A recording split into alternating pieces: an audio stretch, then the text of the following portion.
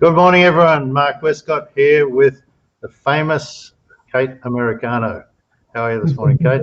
I'm well, thanks, Mark. I just love the name of your business, Kate, Inspiration Cafe.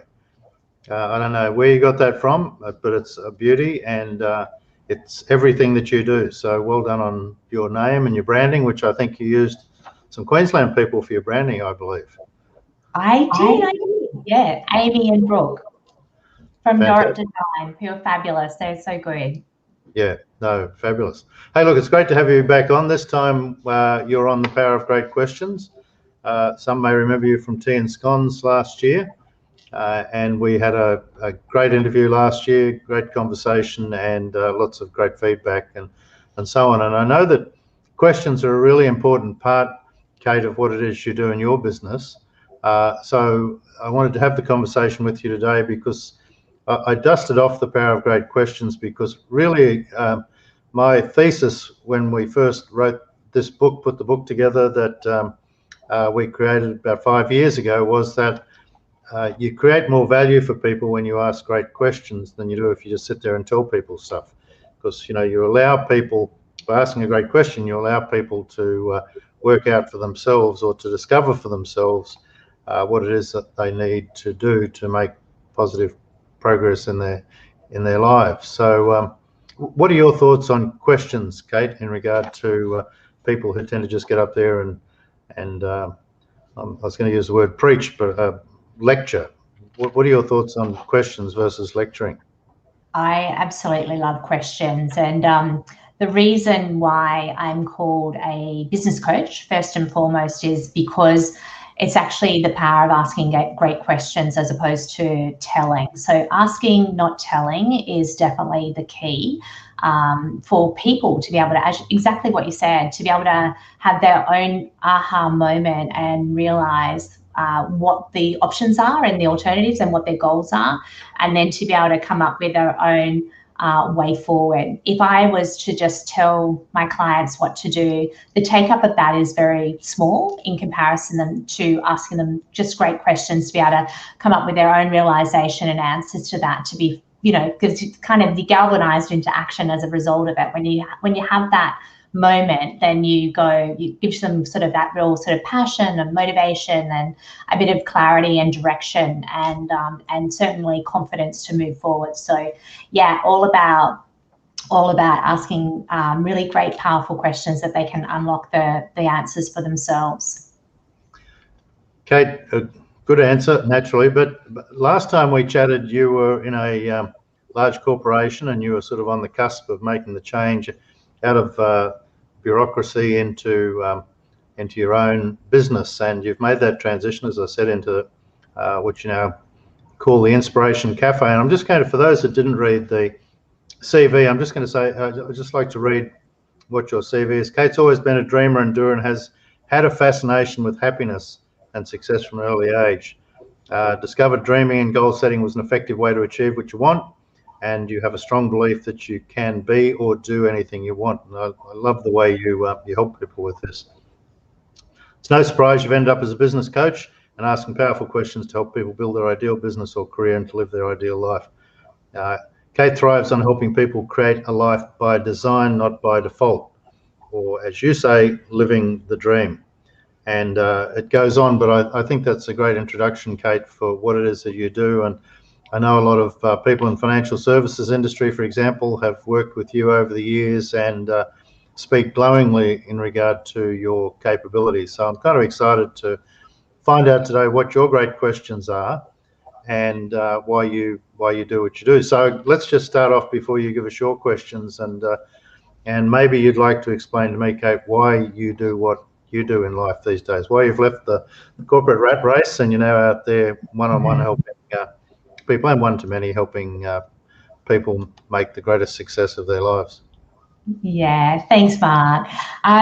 For me, as you said, like I have been just such a dreamer and doer from a really, really early age. Like I remember being a little girl on the farm, dreaming about my life and goal setting and visualizing what that would look like right then. And so it's really kind of come about as a result of me probably setting in place my own goals and achieving those, and realizing the power in being able to put a plan together and be able to do that. So it's obviously really rewarding to be able to do that for yourself, but being able to do that for someone else is just so much more rewarding for me. So to be able to help others, to hear their stories, to hear their problems and help them turn their dreams into reality, whether it's for life, for business, or at work, that to me is what really gets me excited and gets me out of bed each day. And I just think life is so short, like we have one shot at this, and we either create, a life by what I've said in my intro, that like life by design, or it gets created by default. And there's a lot of scenarios where people at work if you were to ask them the question, did you choose what you have actually your career is, or your job, or anything like that? A lot of them, and did you choose it, or did you fall into it, by accident? And a lot have often fallen into it by accident. So I just think we owe it to ourselves at different stages. Obviously, this comes when you're able to be, whether it's that financial security, but when you're actually getting through and able to kind of to be able to take a moment and think and really visualize what it is that you're wanting to be able to do to live your own version of a happy and successful life at work and, in life in general. So you grew up out bush, Cate. That explains everything, why you're such a wonderful person. The country girl, country people, 100%. I would say that gives you the empathy, and not to say city people aren't empathetic, they absolutely are, but country people just have, they're grounded. There's just there's no BS. You have to, it's a hardworking life, and you've got to be able to deliver on that. So yeah, it keeps you really grounded and humble. No, that's right. So the upbringing you had out west, the fact you grew up, it was near Wagga somewhere, wasn't it? I was northern, so Moree, Krubal, yeah. Oh, Moree. Actually, I'm flying to Narrabri next week, so I'm going over your stomping ground. Tell me that upbringing, how has that influenced you in what you do now? Because your life over the last, well, for as long as I've known you, has been very corporate, very Sydney. So how did that upbringing you had out west with the animals on the farm, how did that influence the way you are now and the sort of person you are now? You've talked about empathy and so on, which is that's a really high trait of yours, I know, Cate, but what else has it done? Yeah, it's so true. Like my upbringing has so much influence from being on the farm and being that, but also with my family. So yeah, the farm, we had 3,000 acres. I was on there with my mum and my dad and my 3 older brothers. So there was enormous freedom and fun and such a sense of adventure. But, at the same time, it was extremely hard because you're kind of balancing the worry and stress financially. Like I could see the pressure that a farm puts on parents, and because a lot of our farming was based on the weather.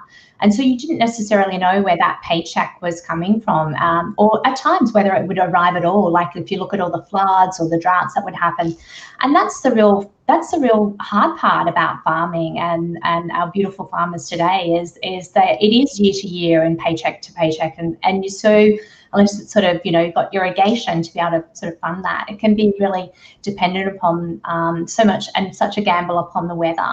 So for me, I remember being a little girl, even just going, wow, what do I like? What do I dislike? Even right back then, and what would I do differently?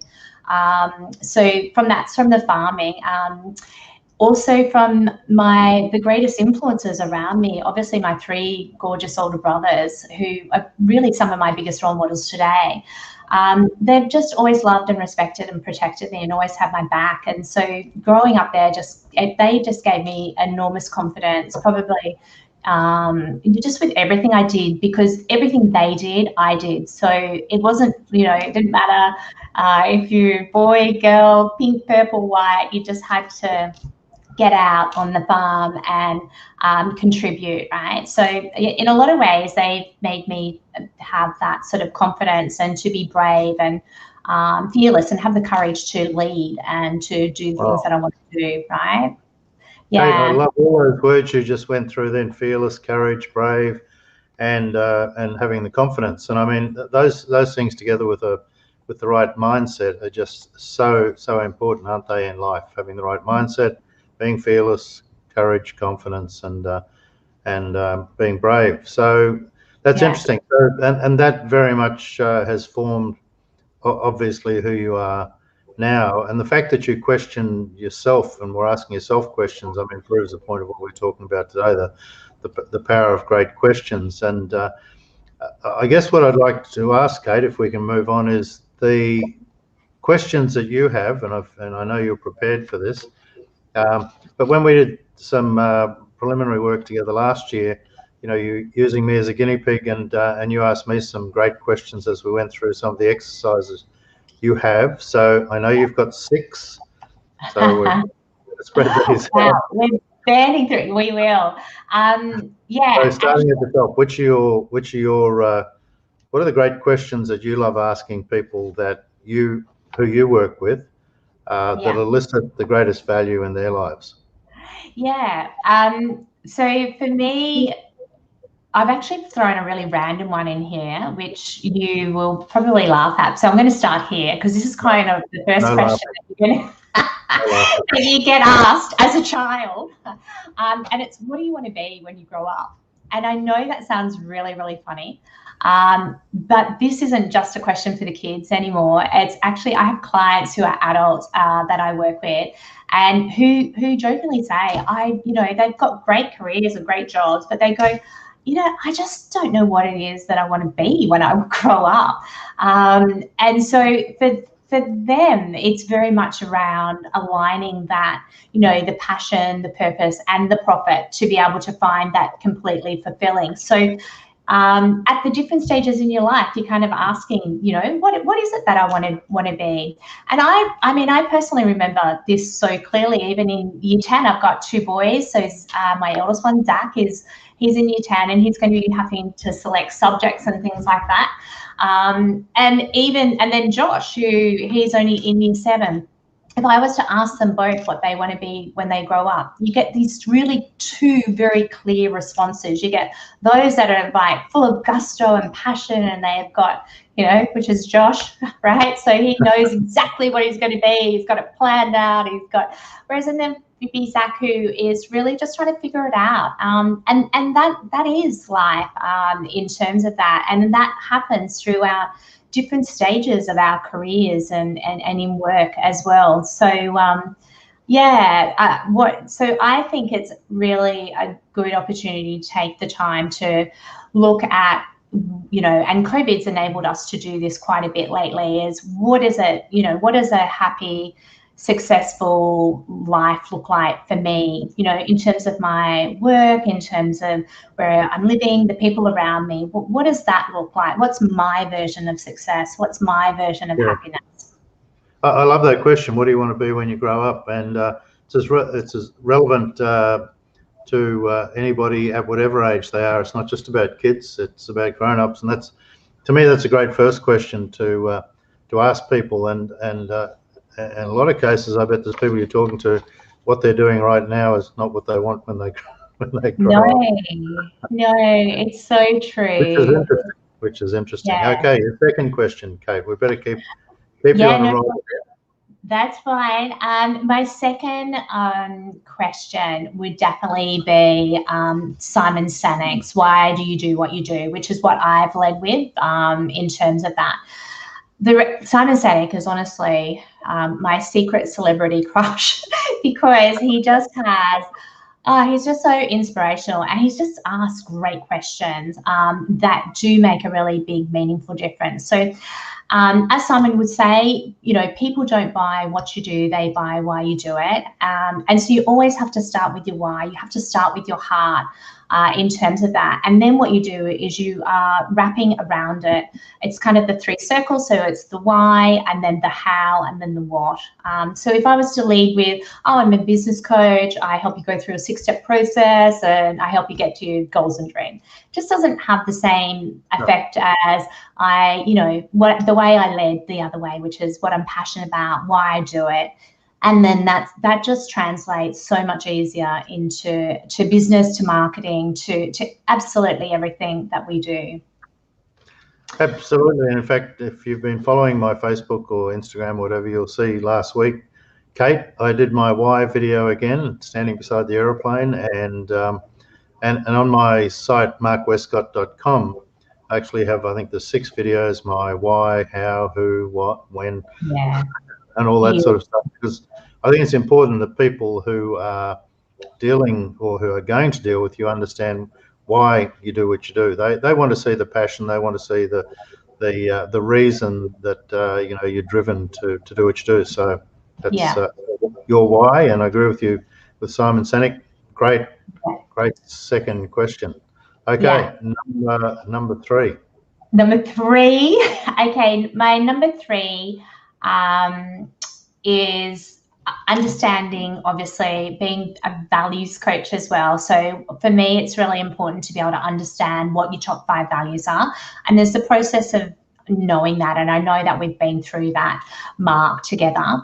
And the reason I find that so important is because of, when you know what your values are, you can live more in alignment with them, and you can actually and you feel happier. You naturally feel happier, more in alignment, so that you can actually be, sort of following that path and being, closer to what you're wanting to be doing. And most people, like we've spoken before, don't know what they are. And so just by being able to have that, and then say, how can I rate 2 points high? What's the action I can take in the next 90 days that's going to make the biggest difference there? Absolutely. So your third question, so to speak, is actually to help. Well, the question is, do you understand what your values are? And then you have a tool which will help people understand what they are. It's a great exercise to go through, and it's very enlightening once you understand what they are. But how do most people react, Kate, when you ask a question about what their values are? Because I'm suspecting that most people have no idea whatsoever what their values are. Is that right? Yeah, 100%. Meaning consciously they don't. No. I mean, subconsciously it's in us, but consciously they cannot answer the question. Would that be right? Yeah. Well, they've never really thought about it, and so when it's a real feeling of self-discovery in some ways, because they're actually able to sit down and then realize that, oh wow, that they are the things that are important to me. And wow, if I actually make that as a focus in my coming 12 months, then I'm going to be a hell of a lot happier than I am right now as a result of that. So, so it's a real, it's a good feeling, and it's feeling a bit of control and knowing how to kind of plan out that future. Gives them confidence around it. So the obvious question, if I may use that word, is you've asked them what their why is, and you've then helped them discover their values. So how often is it that the big aha moment for people is that they understand what their why is, why they do what they do? How closely is that aligned, is my question, with their values? Does that suddenly like the nose just comes on? Isn't that funny? Like, I know what my why is, and I've never understood my values, but now how closely aligned are they? Was that pretty much where it goes? Yeah, it is. And it's kind of like a jigsaw. We're like a bit of a jigsaw, really. And so each of these little layers just uncover another thing about ourselves that we have probably known all along, but we've just never really, we've never identified it, like sat down and, gone through and necessarily focused on those things. So, it's just it's a little piece of the puzzle of Mark Westcott or whoever you're coaching that just makes you, it's another little piece to the puzzle of that self-discovery and understanding. And as I said, then allows you to go, am I happy to stay here, or I'm wanting to go in a different direction?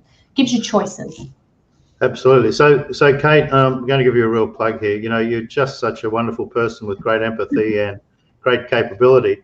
And, you know, you've only mentioned 3 of your 6 questions. And already, I'm sure people that are watching or listening to this or reading it afterwards will see that the questions just fit in so beautifully together. It's kind of like, what do you want to be when you grow up?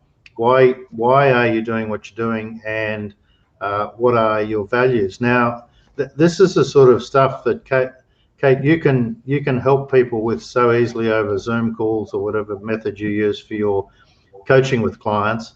And the value that you create for people in helping them discover the answer to those questions is just you know, indescribably huge. And the thing I'm just going to throw at you here is those 3 questions really are just the start. It's the questions that you ask people after you've asked them those 3 questions. It's kind of like questions squared here. You know, you ask the first question, but it's a way, and I know that because you've done it with me, it's the questions you ask as follow-ups, which really help people dig deep into their brains to answer, to find the answers for each of the first 3 questions already. So it's not as though people can just listen to what you're saying today and go, okay, well, I'll go away and I'll ask myself those 3 questions, although that'd be useful. It's your skill, isn't it, in the follow-ups and the way you dig deeper with people to help facilitate the discovery from those. So I'm just I'm trying to give you a wrap here. You're very kind, Mark. You're very kind. I think you know, the secret of it is I mean, everyone has a story to tell. Every life, every person is unique. And the greatest gift that you can ever give somebody is to listen to their story. And by asking these really beautiful, powerful questions, actually just helps them have that discovery or those aha moments. It helps them to be heard. It helps them to hear their own story back, which often you don't get to tell your story, you know, and you don't really we're so busy running to work and doing things that you don't get that opportunity to do it. And yeah, I would definitely say that's by far the greatest gift, is by listening to someone's story, have them be heard, and then to play it back to them, because then it's just, it's a gift to be, and anyone can do that. Anyone can do that. So Cate, my want for you is that I hope someone asks you these questions, and because you know, in our roles, it's very easy for us to always be asking everyone else questions and listening and you know, helping people through the discovery and to create value for them by doing that. But I hope someone asks you as well, Cate, because you know, sometimes it's very easy to always be the one asking questions, and the greatest reward for someone like you is having someone ask you and listen to you. So I hope that happens. Now, okay, number 4. All right, well, that was a good segue, because my very, very dear friend, Professor Kevin Hughenden, asked me this question. So this is definitely one of my favorites, and it's one that I've asked on you as well, Mark. And that's, who were your role models between the ages of 3 and 8? And it's not so much the role models, it's actually picking the role models, but it's the 3 traits or ways you would describe them. That's the important part in this. So it doesn't matter if it's Mickey Mouse, it's what is it about Mickey Mouse that's amazing and that you loved and that you admired. And the reason this wasn't my answer, by the way. It wasn't your answer. No, it was the Phantom, the ghost who cannot walk, you know, the ghost who can never die. Yeah. You know, and the reason this is so important is because, which I find, this is what I find so fascinating, is because between the ages of 3 and 8, it's when you have your role models, and it's those words that describe them is actually who you end up becoming, or you're aspiring to become. And so for when you understand that is actually where you go have a real aha moment. And this is not an easy task to do. It's actually quite challenging. I know we kind of went around as well. It's actually hard. I found the process really hard to find, and then but when you do, it is so rewarding because then it's just, as I said before, it's kind of, you go, oh wow, I understand, that 3-year-old. So I've actually got a photo of myself as that 3-year-old Cate, right? Wow. And all those words as a reminder. Yep. And that is kind of why I am who I am. And those role models that I talked about were definitely my 3 older brothers. And they represent, when I think about the words that describe them, and that is exactly who that little girl is and who I have become as a result of that. So yeah, so it's so powerful, and it's mind-blowing. People, you can even do that in a pub with your friends. Anyone can ask that question. You just have to have empathy and kindness. But yeah, it is a beautiful question, and I'm forever grateful to Kevin for sharing that with me. And I do it on all my clients as well. How lovely is it? How lovely is it, Cate, that your 3 brothers are the people that were your role models? What a wonderful experience for you growing up in life, where you just had so much respect for the 3 boys in your family. So that's a lovely thing. You don't look like them, but I'm glad you've taken after their good traits. So number 5. That was number 5. Yeah, number 5. So number 5 is it's your favourite as well, Mark, and that's why I've saved it to 5. It's the Dan Sullivan question. It's if we're meeting here in 3 years' time, what would have had to change personally and professionally for you to be happy with your progress? And so that for me is just that whole vision piece. It's working out the gap. It's coming back, where you are today, where you want to be tomorrow. And it just enables you to build out such a great plan for it. So I know we've spoken about that a few times in my previous session, so I won't take a lot of time on it. But as you say, Mark, it's all about progress, not perfection. Yeah, so for that is definitely one that people need to ask. My number 6 question, when asking that question, if we're meeting here 3 years today, looking back to today. So the trick with that question, and for those that know this, it's taking people out 3 years from today, look back to today, what has to have changed. And what's a whole different mental perspective when you get people to look backwards over the things that have changed in their life. And I'm really glad you used that question, Cate, because it is so valuable. I'm sorry I cut across number 6. No, thank you. So I've got number 6, and then I've got my final one that I would have everyone ask. So I know I've got like 3 minutes to go for it. No, we can go over time. We're not going to put it. I won't. I hate doing that. No so the one, my business coach is Taki Moore, and he's incredible. And he has this thing which is asking what your three biggest problems are, because what you can do from that is when you identify someone, all their frustrations and all their 3 biggest problems, you can take a problem to a promise, and you can build a business off the back of that when you understand someone's problems. So I think that is a fantastic structure in terms of, and that's great for marketing. It's great for building business. It's great for understanding your client. And it's great because they know that you've heard them. You're good at doing this anyway, being in business for a while, but your marketing is all very reflective of that. Oh, thank you. Thank you, Cate. Yes, asking people what their dangers are is one of the most important things you can ask, because until you understand what people's issues are, what keeps them awake at night, if you don't understand and you don't listen to that, then how can you help them? And they'll know if you don't listen, they'll know if you don't care. If you're just turning up to tell them stuff, this is the whole thesis on what we're doing today, is you can't just turn up and tell people, what you're going to do for them and what your product is. It's got to be 90% questions and listening and understanding what it is that where you can create the greatest value. So good to have that as number 6. What are your 3 biggest dangers? What keeps you awake at night? Okay, so my question you've asked me to ask you is what is the one question you recommend that everyone should ask, or you should ask everyone? Yeah, so this is the one thing. So we can do, all the other questions are all quite deep and they're very, you know, thought-provoking in terms of this. The one that I always love to come back or round it out with after a session is, what's the one thing that you can do today that will make the greatest difference to your life or your work, or, you know, whatever you're applying it to in that situation.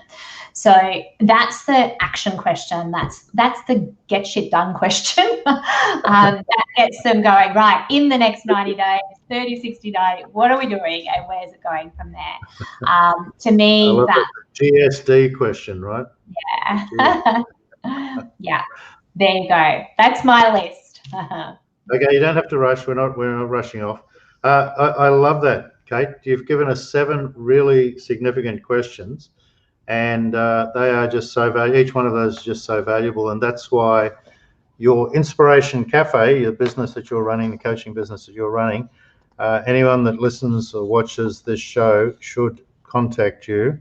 You are just so great at doing this. You are so empathetic. You're just a wonderful person, and you listen, and you do such a great job. And I know all the people that have worked with you, Kate, in the past are grateful for the fact that they've met you. So that's my plug for you today, because you deserve it. Now, to all those who are watching, including Alex in Newcastle, Alex Robinson. Alex, we're getting you back on again here soon. So Hey, Al. I'm sure she'll be watching. But look, I do want to ask you a couple more questions, Kate, before you go. What's the greatest question people have asked you? I would definitely, that role models question was really one of the deepest ones that had quite a profound, effect for me. That definitely went deep, I would say, and really kind of pieced together the little puzzles for it all. But yeah, I mean, the ones I've listed are the ones that have really touched my life, and the ones that the reason why I use them with my clients as well, because they've had a profound impact on me. Yeah. Kate, it has been wonderful chatting with you today. Just as a shout out, how do people get in contact with you? Is Inspiration Cafe the website as well? Yeah, inspirationcafe.com.au. So there's a contact page on there. Thank you, Mark. Okay, and there'll be a phone number and everything on there. And anyone watching this, please give Kate a call. As I say, you won't regret having a conversation with her. Kate, once again, fantastic to spend time with you, chatting with you. And, you know, wish you all success in the business. And thank you. I've really, really, really enjoyed our chat today, and there's 7 great questions. So thanks. Thanks, Mark. It's always a pleasure. Lovely chatting. Bye, Mark. Bye.